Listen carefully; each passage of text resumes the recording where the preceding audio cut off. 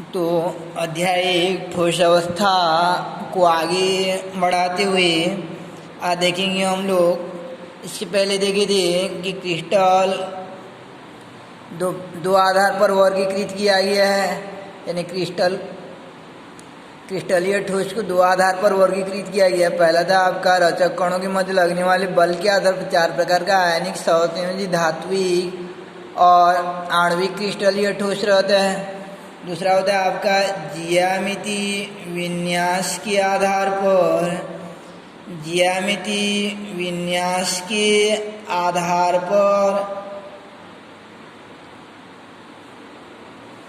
Crystal की यानी क्रिस्टलीय ठोस के प्रकार।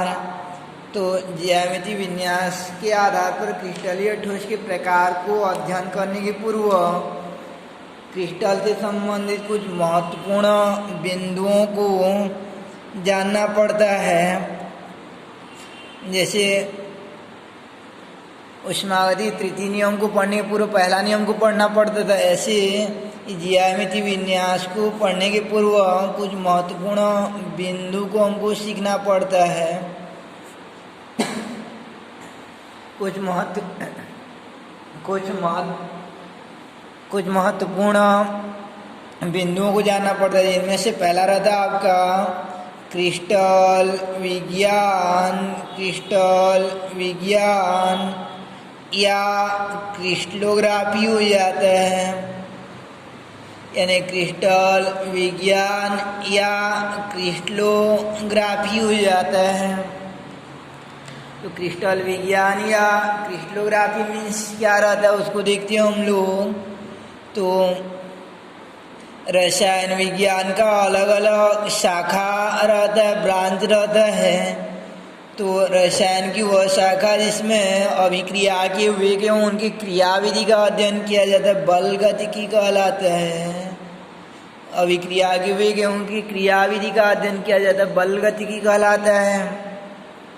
जहाँ पे ऊष्मा परिवर्तन का अध्ययन किया जाता है, थर्मोडायनेमिक्स ऊष्मा गतिकी कहलाता है। तो ऐसे क्रिस्टल विज्ञान या क्रिस्टलोग्राफी केमिस्ट्री का एक ब्रांच होता है, यानी रसायन की एक शाखा होती है। तो रसायन की वह शाखा जिसके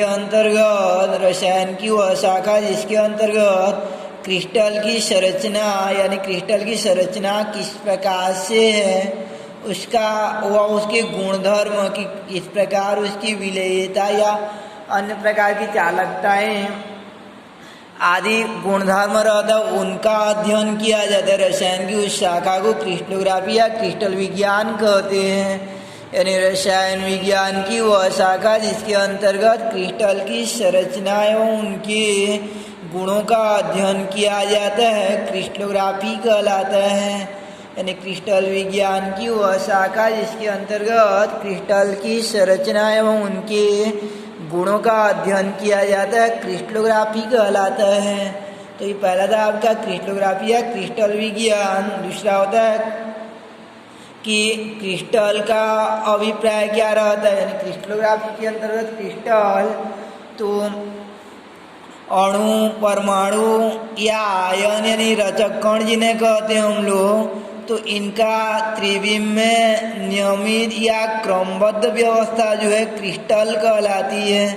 यानी नियमित या क्रमबद्ध व्यवस्था क्रिस्टल कहलाती है। यानी क्रिस्टल क्या हो जाएगा, अणु, परमाणु या आयन का त्रिविम में नियमित या क्रमबद्ध व्यवस्था क्रिस्टल कहलाती है।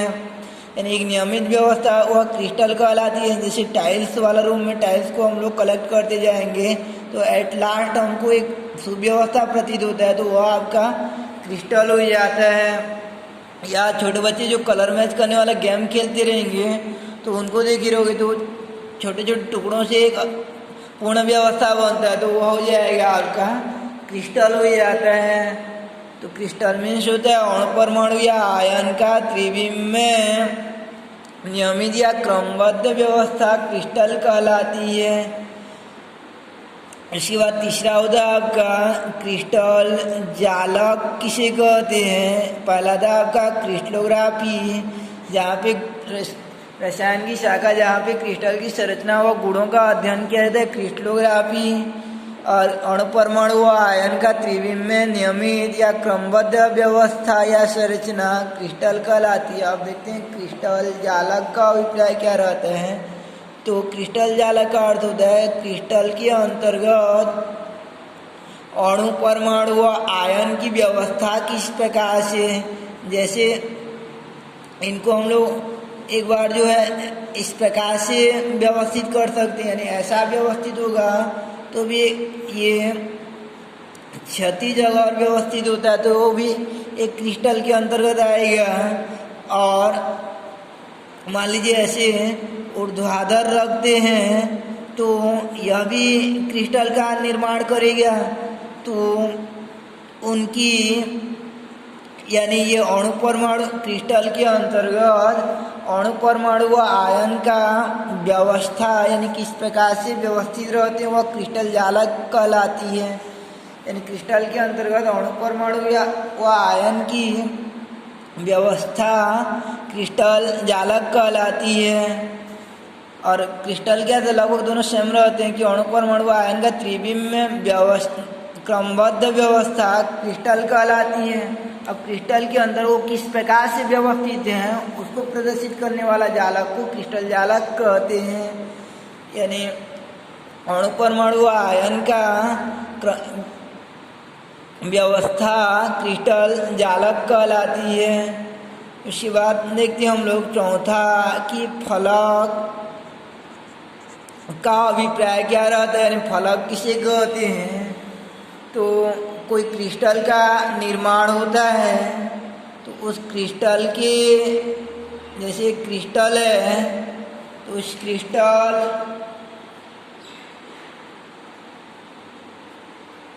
में यानी क्रिस्टल का निर्माण होता है।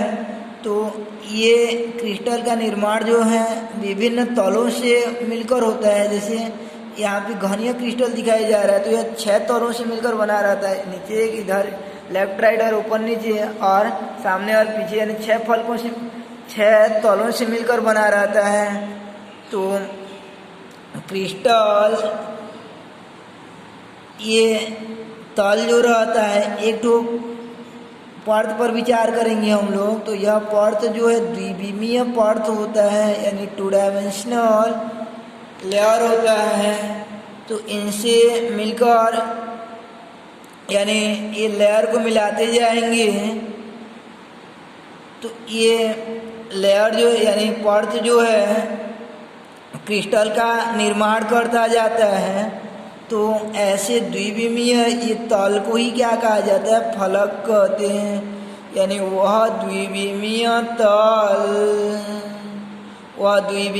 तल जिनके द्वारा क्रिस्टल का निर्माण होता है फलक कहलाता है। यानी वह द्विविमीय तल जिनसे मिलकर क्रिस्टल बनती है फलक कहलाता है, यानी फेस कहलाता है।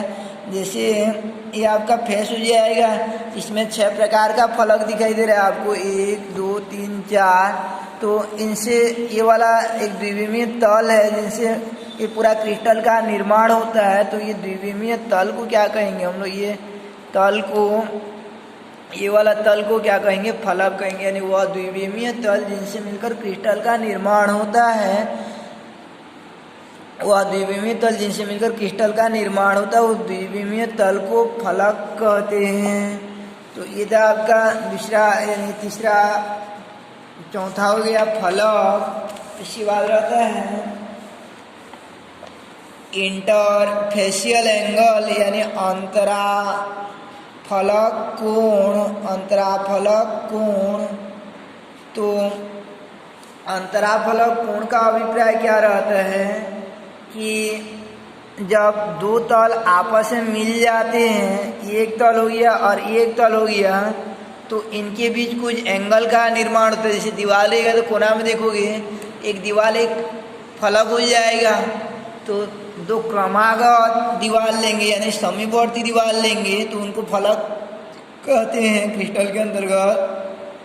तो इनके बीच सामान्य तो 90 अंश दिखाई देता रहेगा आपको। तो इनके बीच जो एंगल बनता है उस कोण को कहते हैं अंतराफलक कोण कहते हैं। यानी क्रमागत फलकों के मध्य बने कोण को अंतराफलक कोण कहते हैं। किसके अंतर्गत? क्रिस्टल के अंतर्गत क्रमागत फलकों के बीच बने कोण को अंतराफलक कोण कहते हैं। जैसे ये आपका एक फलक हो जाता है और ये वाला एक फलक हो जाता है, यानी जैसे ये एक फलक हो गया और ये वाला एक फलक हो गया, तो इन दोनों के बीच जो कोण बनेगा 90 अंश का बनेगा। इसी कोण को क्या कहेंगे हम लोग? अंतराफलक कोण कहते हैं। यानी क्रिस्टल के अंतर्गत क्रमागत फलकों के मध्य बने कोण को अंतराफलक कोण कहते हैं। तो ये था आपका 5वां अंतराफलक कोण। उसके बाद 6ठा रहता है आपका कोर या किनारा मीन्स एच किसे कहते हैं? तो कोर या किनारा किसे कहेंगे?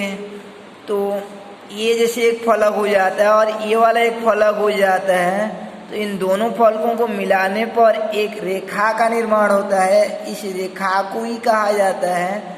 ये एक फलक हो गया और ये वाला एक फलक हो गया, तो दोनों फलकों को मिलाएंगे तो ये एक रेखा बनती है। तो बनने वाला इसी रेखा को, यानी बनने वाला इसी रेखा खंड को ही कहा जाता है कोर या किनारा कहते हैं। जो दीवार में एक किनारा रहता है उसी को क्या कहेंगे? कोर या किनारा कहेंगे।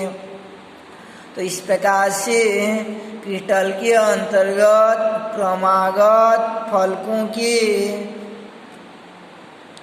यानी क्रिस्टल के अंतर्गत क्रमागत फलकों के प्रतिच्छेदन बिंदुओं को, ये फलक हो गया, ये फलक हो गया, दोनों जहाँ पे काटेंगे उन बिंदुओं को, कटान बिंदुओं को मिलाते जाएंगे, तो मिलाने वाले इस रेखाखंड को कहा जाता है कोर या किनारा कहते हैं।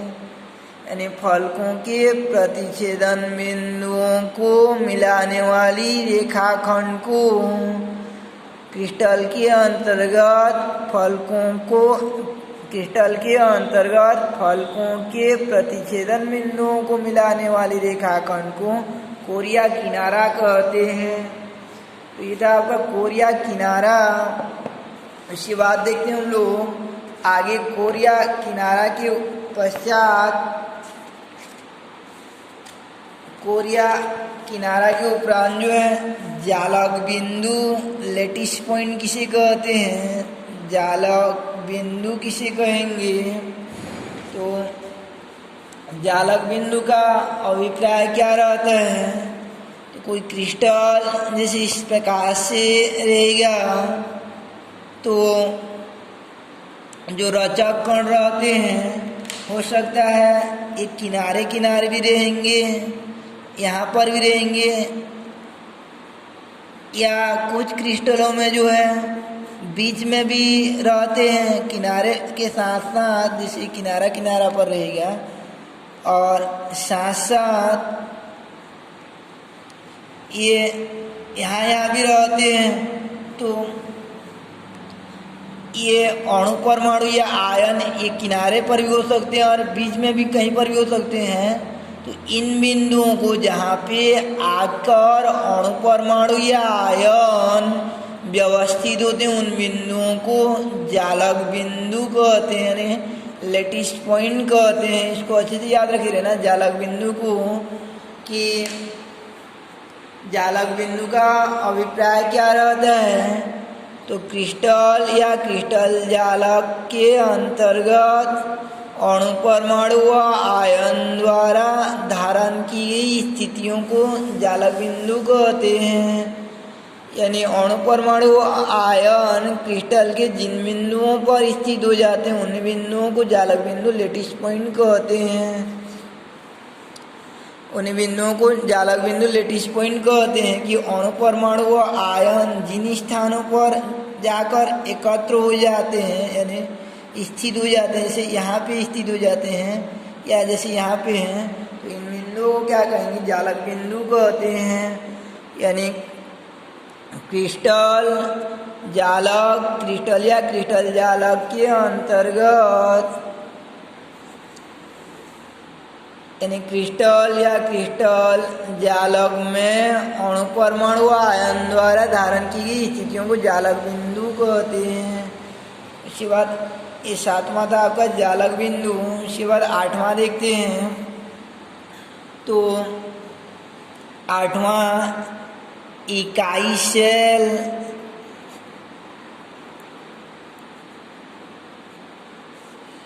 या एकक सेल या एकक